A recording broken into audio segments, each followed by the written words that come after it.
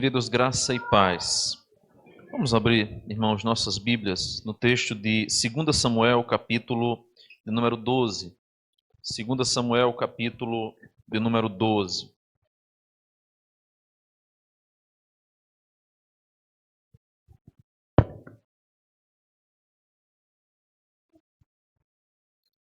Segundo Samuel 12, do verso de número 15 até o verso de número 25, nós faremos essa leitura da palavra do Senhor.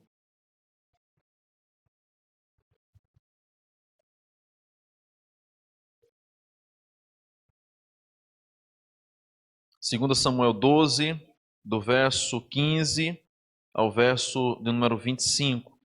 Nós vamos ler essa palavra de Deus nessa noite. Eu queria que você acompanhasse a leitura. Eu estou com uma versão um pouco diferente hoje, mas à medida que eu for lendo, os irmãos acompanhando na versão na ARA, né, na versão atualizada, vão compreender também a passagem. Diz assim a palavra do Senhor. Todos acharam? Diz assim: Depois que Natã foi para casa, o Senhor fez adoecer o filho que a mulher de Urias dera a Davi. E Davi implorou a Deus em favor da criança.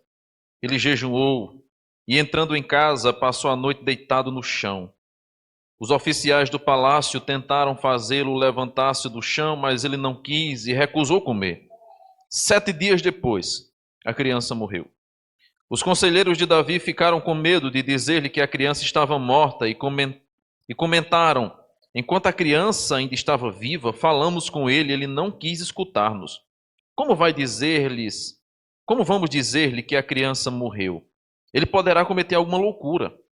Davi, percebendo que seus conselheiros cochichavam entre si, compreendeu que a criança estava morta e perguntou: a criança morreu? Sim, morreu, responderam eles. Então Davi levantou-se do chão, lavou-se, perfumou-se e trocou de roupa. Depois entrou no santuário do Senhor e o adorou. E voltando ao palácio, pediu-lhe que lhe preparasse uma refeição e comeu. Seus conselheiros lhe perguntaram: por que ages assim?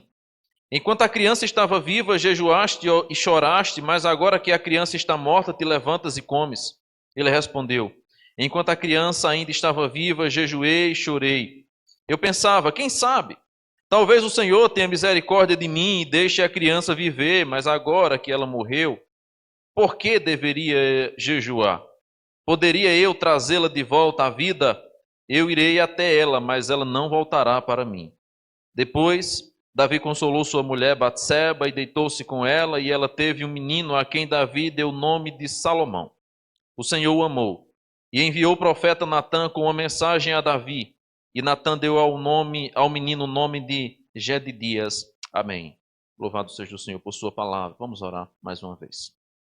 Deus bendito, nós queremos te agradecer, Senhor, porque nesse dia que é teu e não é nosso, nós nos reunimos aqui para te adorar, para ouvir a tua palavra, para participarmos da comunhão da ceia do Senhor. E nessa hora, ó Pai, eu peço que o Senhor tenha misericórdia de mim e que na minha fragilidade o Senhor use com graça e poder para que o teu Santo Espírito fale ao meu coração, ao coração de minha esposa e ao coração de todos que estão aqui. Que nessa noite a tese que nós tanto pregamos e defendemos seja colocada à prova e o Senhor seja glorificado em todas as coisas. Fala com a tua igreja nessa noite, em nome de Cristo. Amém e amém. Nossa maior aflição nesse mundo é entender o sofrimento, sobretudo quando ele sobrevém a um inocente. O que eu mais vi em velórios e em muitas situações de famílias que eu pude acompanhar de perto foram pessoas revoltadas com Deus por causa de alguma coisa que tenha acontecido que fugia do seu controle. Questionamentos a respeito de coisas que nunca se terá resposta. Por que o Senhor fez isso? Por que o Senhor permitiu isso? É muito comum algumas pessoas, ao perderem alguém, começarem a culpar a Deus, culparem o próximo. E começarem, inclusive, agora a viver uma vida incrédula, como se Deus fosse o responsável, o culpado e que agora não há mais esperança, não há mais expectativa nenhuma. Um grupo de pessoas se revolta contra Deus e acaba abandonando a igreja, abandonando a sua fé, abandonando completamente as suas obras de serviços sociais e espirituais, em uma revolta contra Deus, porque aquilo que ela não esperava, ou não aguardava, ou não desejava, ou tanto temia, infelizmente aconteceu. Outras pessoas, em face da morte, da enfermidade, se revoltam contra o hospital, porque de repente foi irresponsável, não agiu corretamente, não foi rápido na atuação, não tinha o material necessário, não tinha a estrutura, e culpam o hospital, e culpam a prefeitura, o governo em geral. Há aqueles que se revoltam com os médicos e até os xingam e acham que eles são detentores da vida e poderiam ter feito alguma coisa. Mas há aquelas também que se revoltam com a vida, que deixam de viver, que olham agora para o seu dia com amargor, com rancor, e que passam a viver agora uma vida amargurada, porque tiveram um pacto na sua vida diante do sofrimento. Nós pensamos, irmãos, que somos deuses todas as vezes que nós queremos controlar a nossa vida e controlarmos o tempo. Todas as vezes que nós achamos que somos donos, responsáveis e detentores da vida, do tempo e da existência, nós queremos nos colocar no lugar de Deus e acabamos quebrando o primeiro e o segundo mandamento. Pois a Bíblia diz que não há outro Deus senão o Senhor. E que nós não devemos ter outro Deus além dele, mas nós queremos ser esse Deus além do Senhor, quando nós queremos controlar a nossa existência nesse mundo que não vem de nós. Nós pensamos que somos deuses quando nós achamos que se nós tivéssemos poder ou estivéssemos no poder, nós faríamos diferente e faríamos de maneira melhor. Se eu fosse Deus, eu não permitiria que isso acontecesse. Se eu fosse Deus, eu não permitiria que tal enfermidade assolasse aquela pessoa. Se eu fosse Deus, eu não permitiria que tal pessoa sofresse tanto. Mas se eu fosse Deus, jamais eu permitiria que uma criança morresse. Se eu fosse Deus, eu jamais permitiria que tal injúria fosse levantada, que tal calúnia fosse dita sobre aquela pessoa. Se eu fosse Deus, eu jamais deixaria isso acontecer. Nós pensamos, irmãos, que somos deuses quando nós achamos que a hora, o momento e o tempo é o que nós planejamos, é o que nós almejamos. É quando mas ainda não é o momento, não era a hora, ainda era muito cedo, ainda tinha muito para ser feito, ainda tinha muito para viver, ainda tinha muito mais para alcançar. Nós queremos ser deuses quando nós queremos nos colocar no lugar daquele que somente Ele pode fazer todas as coisas. Mas uma única pergunta de Deus poderá nos quebrar totalmente quando nós quisermos nos colocar no seu lugar. Lá em Jó capítulo 38, verso 2 e verso 4, o Senhor faz uma série de perguntas que vai para o capítulo 39, mas eu quero apenas citar esses dois textos que Jó menciona, quando na verdade o Senhor está falando com ele após toda aquela turbulência que ele passou. E ele diz assim: quem é esse que obscurece o meu conselho com palavras sem conhecimento? Prepare-se como um simples homem. Vou fazer-lhe perguntas e você me responderá. E a primeira pergunta que Deus faz a Jó no versículo 4 é a seguinte: Jó, onde você estava quando eu lancei os fundamentos da terra? Responda-me, se você sabe tanto. Uma única pergunta, dentre mais de 59 perguntas que Deus faz a Jó até o capítulo 40, já quebra toda a tese dos amigos de Jó e do próprio Jó ao questionar o sofrimento. Me responda uma única coisa: onde você estava quando eu lancei os fundamentos da terra? Me responda, já que você sabe tanto. Uma única pergunta de Deus mostra a nossa pequenez, a nossa limitação, e que nós não sabemos nada, não podemos nada diante daquele que pode todas as coisas e que é tudo em nós, que por meio dele e para ele nós nos movemos e vivemos. Por causa disso, então, diante do sofrimento, nós precisamos aprender a enfrentá-lo. E hoje eu estou aqui com uma prova disso, de que nós precisamos colocar nossa tese cristã à prova. Não como meninos mimados que só adoram a Deus e o buscam quando as coisas vão bem, mas quando Ele não nos satisfaz. Como meninos mimados, nós nos revoltamos contra Ele, não obedecemos, não adoramos, não reverenciamos, não queremos mais contato com Ele. Ou nós tememos a Deus verdadeiramente, sinceramente e honestamente, Ou nós estamos agindo na nossa fé como meninos mimados, que só amam ao Pai, que só abraçam ao Pai, que só buscam ao Pai, quando o Pai lhe dá presentes maravilhosos que eles tanto desejam? Por isso que, diante do sofrimento, nós podemos lidar de formas diferentes. Primeiro, nós podemos lidar revoltados com o sofrimento.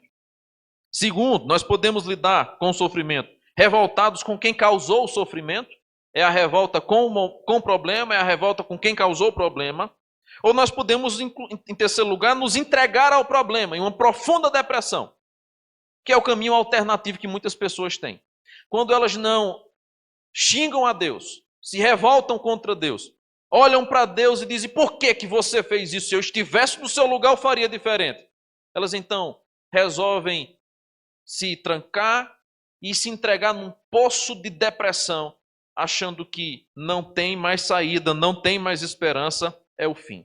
Ou nós podemos optar por uma quarta alternativa que eu quero trabalhar nessa noite. Adorando a Deus e buscando entender o propósito dele para a nossa vida. Ou nós nos revoltamos com o problema, com quem causou o problema, ou nós nos entregamos ao problema, ou nós adoramos a Deus buscando entender o propósito dele em meio a tudo isso. Porque para Deus, irmãos, para Deus, não há acaso, não há sorte, não há azar, não há erro, nem muito menos um acidente. Para Deus existe propósito em todas as coisas. Ele nunca é pego de surpresa. Ele nunca faz alguma coisa e de repente diz: nossa, por que eu fiz aquilo? Foi um deslize, foi um momento de relance que eu não percebi. Para Deus não há erros, não há acaso. Para Deus há propósito em todas as coisas. E esse texto que nós lemos, um texto que é até conhecido por muitos aqui, trata de um momento muito triste na vida de Davi. É bem verdade que as razões pelas quais Deus levou o seu filho à morte nem sempre são as mesmas que nós enfrentamos os problemas, mas o problema, ele é pertinente a todos nós. O texto nos mostra no capítulo 12, uma visita que Davi recebe de Natã. Natã era o profeta e vai na casa de Davi, chega na casa de Davi e começa a contar-lhe uma história, uma ilustração. Ele prega a Davi através de uma ilustração. E ao contar aquela ilustração de um homem rico e ao mesmo tempo de um homem pobre que tinha uma única ovelhinha e essa ovelhinha lhe é tomada, Davi fica revoltado e diz: esse homem tem que morrer. Natã então vira-se para Davi e diz: Davi, esse homem é você. Foi você que pecou. Foi você que adulterou. Foi você que tomou a mulher de Urias. Foi você. Esse homem é você. É naquele momento, irmãos, que Davi tem um choque de realidade. E diante da repreensão do profeta Natã, ele fica estarrecido e o profeta continua dizendo: olha, Davi, porque você pecou, porque você cometeu esse mal, a espada não vai se afastar de sua casa. O Senhor está contra você e você vai sofrer os danos por causa disso. Versículo de número 13, nós encontramos a seguinte menção: o Senhor perdoou o seu pecado, você não vai morrer. Entretanto, uma vez que você insultou o Senhor, o menino morrerá. A consequência da morte do filho de Davi não era uma enfermidade crônica, não era uma enfermidade de nascença, era um problema do seu pecado. E lembre, irmãos, que o pecado é o principal problema da humanidade. Não necessariamente um pecado que você cometeu, entenda. Não necessariamente um adultério, um roubo, um furto, uma blasfêmia, não necessariamente isso. Pode estar relacionado isso em alguns momentos da história, como é o caso de Davi. Mas o pecado original, que está arraigado no coração de todos nós, que entrou na humanidade e devastou ela, é a razão de todos os males, dores e sofrimento. Há 8 dias atrás, enquanto nós subíamos a rampa para o cemitério, minha esposa comentava exatamente isso comigo. Quão terrível é o pecado. Quão miserável é o pecado. A razão de existir em velórios é por causa do pecado. A razão de nós adoecermos é por causa do pecado. A razão de nós sofrermos é por causa da presença do pecado. Então, o pecado é o pior câncer, a pior doença que há presente na vida da humanidade. Seja ele pecado cometido intencionalmente, um pecado escandaloso, seja o pecado original que está presente em todos nós. Você não precisa adulterar, você é um pecador, porque você infelizmente carrega aquilo que o nosso representante deixou de herança o pecado. E esse é um mal que está presente em todos nós, em todas as nossas casas, e nós amargamente colhemos os seus frutos até Jesus voltar e nos resgatar desta maldição. Por causa disso, então, nós vamos perceber que agora Davi vai experimentar o quão pesado é pecar contra o Senhor. Só que eu não queria observar hoje, nesse texto, aquilo que Davi fez de errado, os seus pecados que lhe levaram à trágica vida entre altos e baixos, em momentos como esse aqui. Eu queria observar do verso 15 em diante, que trata especialmente da maneira que ele lida com o sofrimento, porque observe você que no versículo 13, o texto é muito claro em dizer que Deus, versículo 13, perdoou o pecado de Davi. Então, toda a sua história de pecado, ela vai terminar aqui, ou pelo menos ela vai ter uma resolução aqui. Deus perdoou o seu pecado, isso é o que importa. E é o profeta que está dizendo que seu filho vai morrer, que está dizendo que Deus perdoou o seu pecado. Então, ele veio com muita convicção fazer essa afirmação. Deus já perdoou o seu pecado. Eu quero observar então do verso 15 em diante, que é quando então Davi agora está diante de um problema. E esse problema pode chegar na minha casa, e chegou. Pode chegar na sua casa, na vida de qualquer pessoa, independentemente de você cometer um pecado escandaloso. Um exemplo claro disso é o próprio Jó. Seus amigos tentaram acusar e tentaram encontrar um pecado, achando que ele tinha passado pelo que passou, porque fez como Davi. Ele diz, eu não fiz, irmãos. Eu não fiz. Até que lá na frente, no capítulo 42, Deus revela o seu propósito. Porque para Deus não há erro, nem há acidente, mas há um propósito em todas as coisas. Diante disso, então, o verso de número 16 nos apresenta o seguinte. Davi implorou a Deus em favor da criança. Ele jejuou e, entrando em casa, passou a noite deitado no chão. Como que nós enfrentamos o sofrimento? Em primeiro lugar, o texto nos apresenta que nós devemos enfrentar o sofrimento buscando ao Senhor. Não há uma outra alternativa, não há um outro caminho que o crente, que aquele que teme ao Senhor, deve buscar diante do sofrimento, senão buscar ao Senhor. Não há auxílio maior, melhor e mais poderoso do que o Senhor para nos ajudar nas horas da aflição, do sofrimento, das angústias e das incertezas. Ele busca ao Senhor, ele faz jejuns e faz orações. O texto nos diz que Davi faz isso de maneira ininterrupta, praticamente os 7 dias que a criança esteve doente, ele esteve orando, esteve jejuando, e todo mundo vinha falar, mas ele não ouvia. A ideia aqui do texto é que Davi estava entregue ao Senhor nesse momento, porque ele achava que se orasse, se jejuasse diante daquele problema, Deus poderia reverter aquilo que o profeta disse. Mas nós precisamos aprender uma coisa, que as nossas orações, jamais elas mudam os planos de Deus. As nossas orações, elas cumprem a vontade dele, mas não muda as determinações que ele já trouxe. É porque às vezes a gente acha que Deus vai sempre mudar a vontade dele, porque a nossa é que aconteça isso ou aquilo outro. Então, lembre-se, as nossas orações não mudam aquilo que Deus já decretou. Ah, pastor, então não vou orar mais. Não, pelo contrário. Pelo contrário. Nós devemos orar independentemente da resposta. E lembre-se daquilo que você tanto ouviu já nos cultos de oração. Deus pode responder sim, Deus pode responder não, Deus pode responder espere. Só que a gente sempre quer o sim, né? A gente sempre quer o sim. Deus faz isso. Sim, meu filho, eu faço. Deus, eu estou prestando isso aqui. Tá certo, meu filho, tome. Deus, por favor, salve. Tá bom, meu filho. Tá. A gente sempre quer o sim de Deus. Lembra da pergunta ou do questionamento da mulher de Jó? Amaldiçoa esse Deus e morre. Perdesse teus filhos, perdesse teus bens, perdesse tudo. Amaldiçoa esse Deus e morre. Claro que ela também estava sofrendo, né? A gente sempre olha para o sofrimento de Jó e não olha para o sofrimento da esposa de Jó. Irmão, se Jó estava sofrendo, imagina o sofrimento da esposa dele. Perder 10 filhos. Quanto que essa mulher não estava sofrendo? Só que Jó sabiamente diz, nós recebemos de Deus o bem, não vamos receber também de Deus o mal. A ideia de Jó ali não é que Deus lança mal sobre nós, não. É que nem sempre a vontade de Deus para a nossa vida vai ser positivamente de acordo com os nossos sonhos, projetos e desejos. Deus nos deu bem, mas Ele agora resolveu também nos enviar essa tempestade, porque nós não vamos aceitar. Por que nós vamos negar? Por que nós vamos agora esbravejar contra Deus? Não, nós aceitamos de Deus a bonança, vamos também aceitar a tormenta. Porque Ele é Deus na tormenta e Ele é Deus na bonança. Ele é Deus na hora da alegria, mas Ele também é Deus na hora do sofrimento.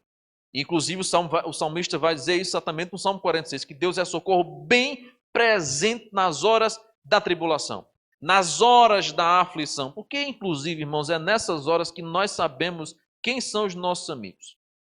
É na hora da aflição, é na hora da dor, que nós sabemos quem de fato nos ama, nos ajuda e se preocupa com nossa vida. Porque amigo para festa tem demais. Tem demais. Anuncia o São João, anuncia a festa. Ou vai. O povo dá um jeito e vai. Arruma transporte, arruma carro, aluga van, arruma dinheiro emprestado que não tem, compra roupa que não pode, faz tudo e vai. Mas é na hora da angústia, é na hora da aflição, e Provérbios vai dizer isso. Que é na angústia, que é no momento de sofrimento, que nós provamos os nossos amigos e vemos que na verdade eles são verdadeiros irmãos. É na hora da angústia, do sofrimento, que nós provamos, inclusive, quem é o nosso Deus. Ele não é o Deus que está apenas nos ajudando e nos abençoando prosperar na bonança, nos tempos fáceis, na multiplicação dos pães, mas Ele é o Deus também que está presente no vale escuro, sombrio, nas noites terríveis da nossa alma. Ele está lá presente, pastoreando nosso coração, cuidando da nossa vida, nos consolando, pelo menos nos segurando para que nós não venhamos cair. E é quando então nós vamos perceber que diante do sofrimento, Davi se entrega ao Senhor e busca e clama e ora. Porém, irmãos, infelizmente, ou felizmente, pois a vontade de Deus ela é sempre boa, mesmo que para nós seja triste, diz a Bíblia que a criança morreu. E eu quero chamar a sua atenção agora para o verso 19, porque após Davi fazer toda essa ritualística de orar, de se entregar, de entregar-se totalmente, lutando pela vida do seu filho, ele começa a ouvir um cochicho dentro da sua casa. Verso 19. Davi, percebendo que seus conselheiros cochichavam entre si, ele compreendeu que a criança... Ninguém disse a ele. Ele viu o movimento e percebeu que a criança estava morta. É quando então ele pergunta, a criança morreu? Eles responderam, sim, a criança morreu. Naquela hora, Davi se levanta do chão. Aqui nós vamos perceber que Davi enfrenta o sofrimento. Primeiro, buscando ao Senhor, no verso 16. Mas em segundo lugar, ele enfrenta o sofrimento, ele lida com o sofrimento, enfrentando a realidade dos fatos.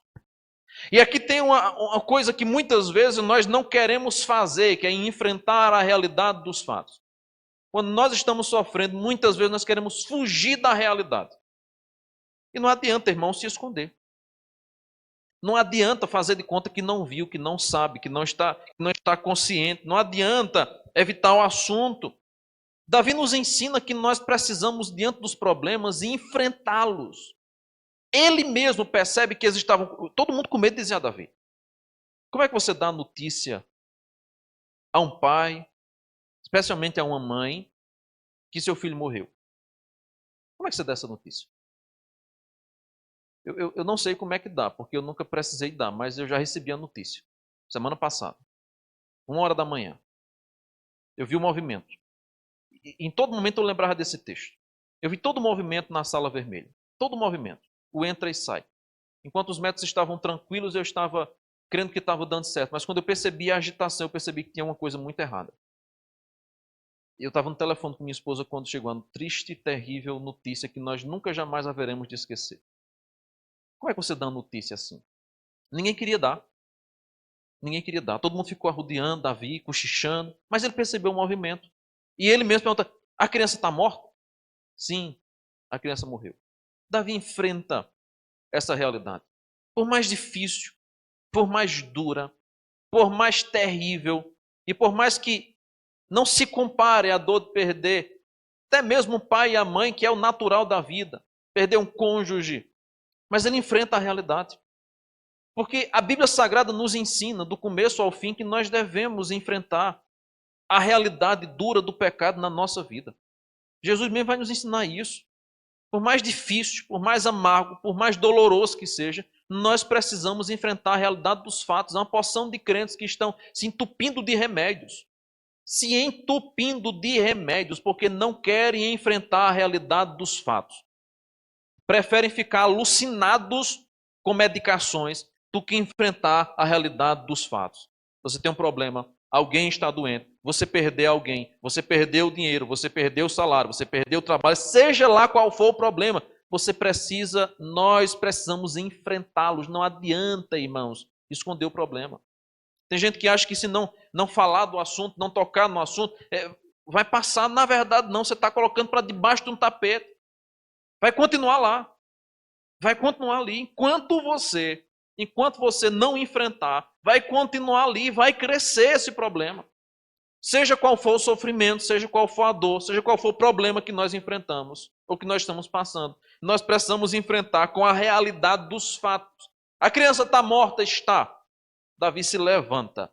E todos os conselheiros ficam até impressionados, dizem, mas como é que pode? Que homem maluco é esse?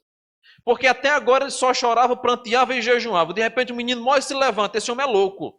Esse homem é louco, não tem condição uma coisa dessa. É quando Davi então vai dar a resposta dizendo o seguinte, olha, enquanto ele estava vivo eu podia fazer alguma coisa. Mas agora que a criança é morta, eu não tenho como fazer mais nada.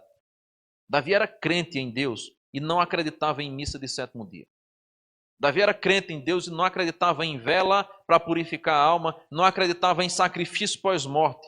Ele acreditava que durante a vida se pode fazer alguma coisa, mas depois dela não há mais nada que nós possamos fazer, senão o Senhor dar continuidade ao processo de julgamento que Ele mesmo já tem preparado. Então nós precisamos enfrentar os problemas. Lembre de Neemias. Quando ele ouve falar sobre a situação de Jerusalém, ele vai lá. E eu gosto muito da passagem, acho que é capítulo 2 de Neemias, quando ele pega o seu cavalo durante a noite, sozinho, e ele sai arrodeando a cidade de Jerusalém, que estava totalmente arruinada, com os muros caídos. Neemias não fica cá chorando no palácio, pensando. Ele pega o seu cavalo, e ele sai arrodeando, olhando e analisando a tragédia e o tamanho do estrago que havia acontecido em Jerusalém. Ele primeiro ora ao Senhor, se coloca em oração por aquele povo, mas depois ele vai observar como é que estavam aquelas coisas. E é quando então ele volta com a resolução. Nós vamos reconstruir essa cidade. Davi enfrenta os fatos, enfrenta o sofrimento, olhando para a realidade, não fugindo dela. Não adianta nós fugirmos, irmãos. Nós precisamos entender que nós haveremos de passar problemas e passamos. Nós haveremos de sofrer e sofreremos. Não tem como nós fugirmos disso. Enquanto nós estivermos aqui nesse mundo, nós vamos passar por sofrimento. Não acho que você vai ser o único, a única que não vai passar por sofrimento. Se você não passar, tem uma coisa errada com a sua vida. Porque o crente que serve ao Senhor, ele é regado de sofrimento. Para que ele lembre continuamente de uma verdade, que a sua casa não é aqui. Que a nossa casa, a nossa morada não é nesse mundo. Para que você não se sinta tão confortável ao ponto de não querer mais almejar a glória. Então o Senhor vai permitir que eu e você passemos por uma porção de problemas e sofrimentos, para que a gente continue com o nosso pensamento alinhado, esperando o Rei sublime, o Rei da glória, nos levar para a morada eterna. Por causa disso, então, nós vamos perceber agora a terceira reação de Davi diante do problema. Verso de número 20, diz o texto.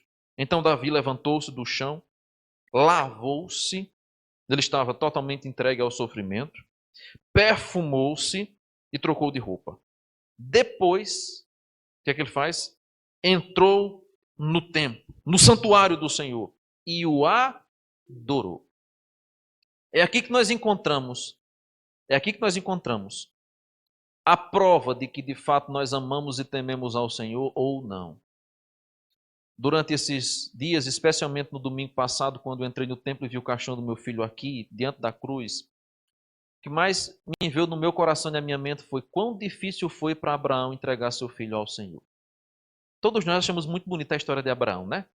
História linda de Abraão. Abraão, que homem de fé. Paz, é de tirar o chapéu para Abraão, porque Abraão, nós não queremos entregar nossos filhos ao Senhor, nem mesmo quando eles estão em profundo sofrimento e dor, irmãos. mesmo doentes, como era meu filho, mesmo com tantos problemas, com tantas situações crônicas daquela síndrome. Mesmo assim, nós queremos lutar o máximo, fazer de tudo possível para salvar a vida. Esse é o sentimento normal de qualquer mãe, de qualquer pai. Não está errado de você fazer isso, não. Agora pense, Deus dá a Abraão um filho saudável. Não era um filho doente. Não era um filho que estava em sofrimento. E que a morte poderia ser até um alívio para as dores, para o sofrimento, para as agruras que passavam. Era um filho saudável. Deus permite que aquele menino cresça. E agora esteja em convivência familiar. E quando esse menino cresce, aí Deus diz: Abraão, chegou a hora de você me entregar e me devolver. E a gente acha muito lindo isso. Que fé, que demonstração de fé. Mas nós não queremos passar por isso. Mas nós não queremos lidar com isso. Lembre de Ana. Ela ora. Ela era estéril e ora a Deus por um filho. Eu fico pensando continuamente naquele texto. Uma mulher estéril que sonha ter um filho, deseja aquele filho, só que ela faz uma coisa que eu e você não temos coragem de fazer. Nem na idade adulta, quem dirá na infância. Quando o menino desmama, ela pega o menino, vai lá no templo, Senhor, o desejo da minha vida era ter esse filho. E o Senhor me deu esse filho. Tome, sacerdote, eu estou apresentando o meu filho a Deus e ele hoje vai ficar aqui a seus cuidados para o serviço do Senhor. Qual mãe pegaria o seu filho perfeito, tão desejado, tão amado, e agora entregaria ao templo para que ele ficasse lá, aos cuidados do sacerdote, servindo ao Senhor, sendo cuidado inclusive por um sacerdote que não sabia cuidar nem bem dos seus próprios filhos, que depois Deus vai punir a Eli por causa da maneira que ele não tratava corretamente seus filhos. Só que Ana, o que é que tem de comum entre Ana, entre Jó, entre Davi e tantos outros mais que a Bíblia Sagrada nos apresenta? Eles entendiam que os filhos não eram deles, mas eram do Senhor. Nosso maior erro é achar que os filhos são nossos. E não são, irmãos. Não são. Nem são nossos, nem são criados para o mundo. Eles são criados para Deus e pertencem totalmente ao Senhor. Eles não são nossos. Eles não são nossos. Por isso que nós devemos aprender, mesmo em meio ao sofrimento, a adorar o Senhor. Não como menino mimado que só obedece quando o pai concede as suas vontades, mas independente do pai conceder sua vontade ou não, nós precisamos adorar o Senhor. Lembre de Jó que disse: o Senhor me deu, o Senhor tomou, bendito seja o nome do Senhor. Lembre de Abacuque, que nós acabamos de ler aqui: ainda que a figueira não floresça, não haja fruto na vida, o produto da oliveira minta, todavia eu me alegrarei no Deus da minha salvação e exultarei a Ele. Lembre de Neemias, capítulo 1, versículo 16, não vos entristeçais, capítulo 8, melhor dizendo, porque a alegria do Senhor, ela é a nossa força. Lembre do próprio Cristo que vai dizer: no mundo vocês vão ter aflição, mas tende de bom ânimo, porque eu venci o mundo. E é exatamente o que Davi agora faz. Ele se levantou, tomou um banho, trocou de roupa e foi ao templo. Ele foi ao templo adorar o Senhor. É exatamente aqui que quando vai ao templo, Davi percebe e entende que a vontade de Deus foi feita e os seus desígnios foram cumpridos. Muitos de nós, achamos que nós podemos e devemos enfrentar o sofrimento nos enclausurando. Quarto escuro, travesseiro, coberta quente, solidão para nos consolar. Nada disso. O seu travesseiro não vai fazer com que seus problemas desapareçam. O seu quarto escuro, a solicitude e a solidão da sua vida não vai resolver a sua situação. Não vai mudar o quadro de sua vida. Aquela pessoa que se foi não vai voltar se você ficar trancado dentro do quarto, um travesseiro, chorando, enrolado, até a vida se acabar. A sua solidão e enclausuramento não vai fazer sua vida melhor. Não vai. Muito pelo contrário. Salmos 121, quando o salmista perguntou: eu olho para os montes e me pergunto, de onde vai me vir socorro? O salmista não vai dizer, o meu socorro está no meu quarto, no meu travesseiro, escondido, enclausurado. O meu socorro vem do Senhor que fez os céus e a terra. E é para Ele que eu preciso olhar, é para Ele que eu preciso buscar, é a Ele que eu devo adorar, independentemente do tamanho da minha dor, da minha perca, da minha angústia. Eu devo buscar ao Senhor e adorá-lo. O próprio Cristo vai dizer isso em Mateus 11. Vem a mim. Está cansado, está sofrendo, está sentindo dor, está chorando, vem a mim. Eu tenho alívio para vocês, eu tenho descanso para vocês. É em Cristo, irmãos, que nós encontramos alento para a nossa alma. Nós não vamos encontrar o descanso que Cristo oferece em caixa de remédio. Nós não vamos encontrar alívio para a nossa alma em médico. Nós não vamos encontrar alívio para a nossa alma no psicólogo, no psiquiatra. Pode até lhe auxiliar em algum problema de saúde, mas o alívio para as dores da nossa alma só são resolvidos aos pés da cruz. É só Cristo que tem o remédio para as dores da nossa alma. Ou você acha que tem na farmácia algum medicamento que cure a nossa dor do luto? Nunca vi falar. O máximo que vai ter é ansiolítico que chama. É um ansiolítico para você não ficar ansioso. Está assim, de jovem, de adolescente, de mulher, de homem, se entupindo de ansiolítico. Para esquecer a dor. Para esquecer o sofrimento. Pare de se entupir de remédio, achando que ele vai sarar suas dores. Aprenda a se colocar diante da cruz de Cristo, que chama a mim, que chama a você, para enfrentar as dores, os problemas, as dissoluções, as amarguras da vida, porque é Cristo, irmãos, que sara as nossas dores. O que é que a Bíblia Sagrada nos diz no profeta Isaías? Ele levou sobre si as nossas dores. Foi com as suas feridas, com as suas pisaduras que nós fomos sarados. Eu só vou encontrar cura para a dor da minha alma em Cristo. Não adianta buscar em outro lugar, senão na pessoa de Cristo. Por causa disso, então, nós precisamos aprender com Davi, que mesmo em meio à dor, nós precisamos adorar ao Senhor. Deus não é culpado dos nossos problemas. Deus não é culpado do nosso sofrimento. O pecado é. O pecado é a causa. O pecado é o veneno. O pecado é o maior problema que nós precisamos enfrentar. Não Deus. Muito pelo contrário. Salmo 34, versículo 1 vai nos dizer: bendirei o Senhor em todo o tempo, o seu louvor estará em meus lábios continuamente. Não importa o momento, nós devemos adorar e bendizer o nome do Senhor. Mas uma quarta atitude que Davi tem está exposta para nós no verso número 24. Depois Davi consolou sua mulher Batseba e deitou-se com ela. E ela teve um menino, a quem Davi deu o nome de Salomão. O Senhor o amou e enviou o profeta Natã com uma mensagem a Davi. E Natã deu ao menino o nome de Gedidias. Davi enfrenta os problemas. Primeiro, buscando ao Senhor. Segundo, enfrentando a realidade dos fatos. Terceiro, adorando ao Senhor. Mas em quarto e último lugar, irmãos, recomeçando. Confiado nas promessas de Deus. Deus havia dito, por meio dos profetas, que da descendência de Abraão, da descendência de Davi, ele faria vir um renovo, que é Cristo, que é Cristo. E se Deus fez uma promessa, ele não é homem para que minta. Ele não é homem, ele não é homem para que minta. Pelo contrário, se ele fez uma promessa, ele vai cumprir. Todas as promessas de Deus na nossa vida vão se cumprir. Independente da maneira que elas se cumprem, elas vão se cumprir. Seja na vida ou na morte. Seja na tristeza ou na dor. Seja na fartura ou na abundância, todas as promessas de Deus na nossa vida, elas têm que se cumprir. Lembra da passagem de Apocalipse, né? João, o que você vê, você escreva no livro. Porque essas coisas, elas devem acontecer. Não é talvez, elas devem acontecer. Aquilo que Deus determinou para a nossa vida deve acontecer. E vai acontecer, quer queiramos nós ou não. Vão acontecer. Porque os desígnios do Senhor, os seus planos são inalteráveis. E é aqui que nós aprendemos uma lição preciosa.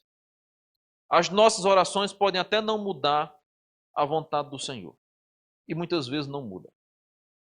Quantas pessoas não oraram por Benjamin? Quantas orações vocês acham que eu fiz mais minha esposa pelo nosso filho? Não sei. Porque nós passamos meses a fio, especialmente de janeiro para cá, totalmente entregues ao cuidado, à busca da cura, da solução, dos médicos, dos tratamentos, das cirurgias, de dar a qualidade de vida melhor que nós podíamos como pais dar a ele, com a ajuda de muitos irmãos aqui inclusive. Fizemos de tudo. Quantas pessoas oraram por ele? Não sei, mas eu creio que milhares. Pessoas da África, pessoas na Ásia, pessoas nos Estados Unidos. No Brasil, não vou nem falar. Quantidade de pessoas que mandaram mensagens, que estavam orando, que estavam intercedendo, que estavam clamando. Testemunhos que recebi, que até hoje não consegui ler todos no meu Instagram. Milhares e milhares de mensagens de pessoas que mandaram lá no Instagram, no meu WhatsApp, que eu estou lendo ainda uma parte das mensagens que a gente tem para ler. Pessoas de outro lado do mundo, pessoas que passaram por uma situação muito menor, muito inferior. Uma mãezinha mandou mensagem para a gente dizendo: eu passei 7 dias com meu filho na UTI, só porque ele estava com bronquiolite, e eu disse tanta coisa com Deus, eu me revoltei. E eu estou vendo vocês passando por isso tudo e adorando ao Senhor. Hoje eu me coloquei aqui de joelhos pedindo perdão a Deus por aquilo que eu fiz. Quantas pessoas não oraram, não intercederam, não foram alcançadas? Quantas campanhas de oração não foram feitas? Igrejas na Paraíba, lá fora, no Rio de Janeiro, irmãos em João Pessoa, aqui em Bom Conselho, em tudo quanto é cidade, em Garanhuns, todo canto que a gente passava, tinha pessoas orando por Benjamin. A gente visitava a igreja no Recife, o povo já estava orando por ele. Quantas orações foram feitas? Quantos clamores foram levantados? Pessoas que nós nunca vimos na vida. Uma pessoa mandou para mim a foto de uma cidade que eu nunca nem vi falar. Eu nem sabia que existia essa cidade no mapa do Brasil. Um grupo reunido numa terça-feira à noite para orar por Benjamin. Eu fiquei emocionado com aquilo. Agradeci profundamente ao Senhor. Eu não sei quantas pessoas oraram, mas eu creio que milhares e milhares de pessoas entraram num propósito de oração muito forte para o Benjamin durante os longos dias que nós passamos naquela UTI. E Deus disse não. Eu gostaria de, nessa noite hoje, conforme eu tinha programado, de estar aqui batizando ele. Era hoje o dia que eu queria batizá-lo. Ou no dia da família de 31, ou hoje. Mas o Senhor disse não. Ele deixou de ser Deus por causa disso? Não! Muito pelo contrário. Muito pelo contrário. Hoje eu não posso batizá-lo como eu queria. Mas nem precisa. Ele já está diante do Rei da Glória. Ele não precisa nem mais de um caminho para trilhar aqui nesse mundo. Não precisa mais nem de nossas orações, pois Davi vai dizer isso: eu vou orar por um filho que já morreu. Não. É eu, é minha esposa, é você que carece de oração para que a gente chegue na glória que hoje ele já desfruta diante do Senhor. Deus não errou. Deus não foi injusto. Deus não foi mau, porque poupou a vida de meu filho ainda na sua infância, tão precoce infância. Apenas Deus fez a sua vontade. E aí eu quero perguntar a você. O texto que diz que a vontade de Deus é boa, perfeita e agradável, se aplica somente às situações boas da vida? Não, irmãos. A vontade de Deus ela é boa, ela é perfeita e ela é agradável, até mesmo quando ela nos desagrada profundamente. Porque Ele é o Senhor e nós somos seus servos. Ele é o Criador, nós somos suas criaturas.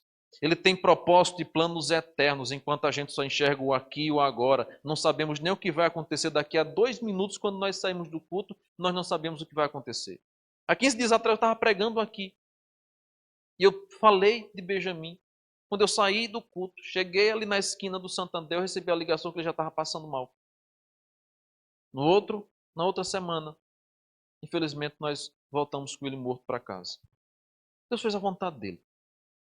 Está doendo? É claro. Vocês não fazem ideia do quanto que dói, do quanto que lateja, do quanto que nós já choramos. Eu acho que eu nunca chorei tanto na minha vida. Mas ao mesmo tempo, eu sei que Deus fez a vontade dele. E eu sei que Deus é bom. Porque o Salmo 73 vai dizer exatamente isso. Asaf, no momento que ele passou uma aflição, ele olha para a vida. Aí ele diz assim: rapaz, olha os ímpios. Eles estão bem. Estão prosperando. Olha o meu vizinho da esquerda, da direita, rapaz, ele está vendo churrasco. Está prosperando, está caminhando, os filhos dele nem adoeceu, os filhos adoecem. Aí ele fica naquilo e ele vai se afastando do templo, ele vai se afastando do templo. Ele vai ficando revoltado, ele se revolta com Deus, se revolta com a vida, se revolta com a fé. Não vale a pena não ser crente, não vale não. Se os ímpios que nem temem a Deus estão assim, De que vale a pena eu estar na igreja buscando ao Senhor? Aí o verso 13 do Salmo 73 dá uma mudança, uma virada na chave, quando diz assim: até que eu entrei no templo. Ô Joás, depois de sair aquela música, entrei no templo, dobrei os meus joelhos. E é quando a gente entra no templo que a gente entende que Deus é Deus. E nós somos apenas suas criaturas. Que Ele continua sendo Senhor. Que Ele continua no trono. Que Ele continua assentado num alto e sublime trono. E hoje eu creio que Ele cuida do meu filho. Muito melhor do que eu. Muito melhor do que minha esposa. Que por mais que a gente quisesse tê-lo aqui para acalentar, para hoje eu batizá-lo em nome do Pai, do Filho e do Espírito Santo, hoje não é mais necessário porque o Senhor já o recebeu em glória e um dia eu irei até ele com minha esposa. E nós o veremos não mais com problema algum, mas plenamente restaurado. Por isso que nós precisamos, irmãos, recomeçar, confiando nas promessas de Deus. E esse recomeço, muitas vezes é diferente do que nós podemos almejar. Eu queria concluir chamando você a abrir sua Bíblia lá em Jó, capítulo 42. Jó, capítulo 42, verso de número 13. Após Jó perder todos os seus bens, após Jó perder todos os seus filhos, após Jó perder tudo o que ele tinha, o texto vai dizer que Deus resolveu dar em dobro tudo o que Jó tinha. E diz o texto, então, o seguinte, versículo 10 em diante. Depois que Jó orou por seus amigos, o Senhor o tornou novamente próspero. E veja, e lhe deu em dobro tudo o que tinha antes. Todos os seus irmãos e irmãs, todos os que haviam conhecido anteriormente vieram comer com ele em sua casa. Eles o consolaram e o confortaram por todas as tribulações que o Senhor tinha trazido sobre ele. E cada um deu uma peça de prata e um anel de ouro. O Senhor abençoou o final da vida de Jó, mais do que o início. Ele teve 14.000 ovelhas, 6.000 camelos, 1.000 juntas de boi e 1.000 jumentos. Também teve ainda 7 filhos e 3 filhas. A primeira filha deu o nome de Gemima, a segunda de Késia, a terceira de Querem, Rapuque. Em parte alguma daquela terra havia mulheres tão bonitas como as filhas de Jó, e seu pai lhes deu herança junto com seus irmãos. Depois disso, Jó viveu 140 anos, viu seus filhos e descendente deles até a 4ª geração, e então morreu em idade muito avançada. Depois de Jó passar por todo aquele sofrimento, Deus fez a vida de Jó recomeçar. E ele recomeçou confiado nas promessas de Deus, muito semelhante a Davi. Só que, curiosamente, quantos filhos Jó perde, irmãos, no capítulo 1? 10.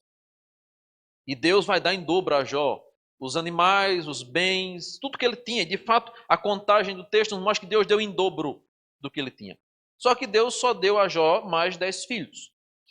E a nossa pergunta, e eu já vi muitas pessoas questionarem esse texto, assim, mas se Deus prometeu que daria a Jó tudo em dobro, por que Deus não deu a Jó 20 filhos, já que ele tinha 10 e agora deveria ter 20 para ser a porção dobrada, como Deus havia prometido? Por um motivo muito, muito claro. Na Bíblia Sagrada isso nos é apresentado. Jó nunca perdeu seus filhos. Deus apenas os levou de volta para si. Porque os filhos não são nossos, pertencem ao Senhor. Por isso que Deus não precisou restituir Jó em porção dobrada de 20 filhos. Porque na verdade Jó não perdeu, Jó apenas devolveu aquilo que não era seu, mas era de Deus. Eu não sei, irmãos, se um dia Deus vai nos dar uma outra criança do sexo masculino. Eu não sei. Nem quero me preocupar com isso agora, de maneira alguma. Mas eu sei que o filho que eu sepultei semana passada, eu não perdi. Eu apenas entreguei a Deus. Porque Deus acha que é muito melhor ele lá do que aqui. E eu quero adorar a Deus hoje aqui com vocês. Porque eu sei que a vontade desse Deus é boa, perfeita e agradável. O Senhor nos deu, Ele tomou, bendito, adorado, exaltado, engrandecido seja o nome do meu Deus, hoje e para todo sempre. Amém. Louvado seja Deus. Fique de pé, vamos orar nesse instante.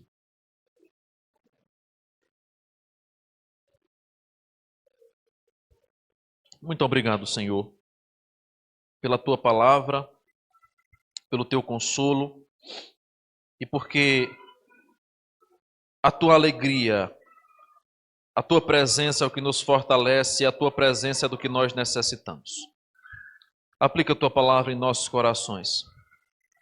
Consola a mim e a minha esposa e abençoa a igreja. A todos que oraram, a todos que intercederam, a todos que estão passando por algum sofrimento, seja qual for, que nós possamos colocar os pés da cruz, que nós possamos nos encher de tua graça, do teu consolo, da tua renovação, pois a tua presença é cura, a tua presença é renovo, a tua presença é consolo, pois tu és o bom pastor que nos guia, que nos leva a lugar de descanso. Ó Deus amado, muito obrigado. Muito obrigado por estar conosco, por estar presente na nossa vida, nos auxiliando em todo momento. Em nome de Cristo, nós oramos. Amém e amém.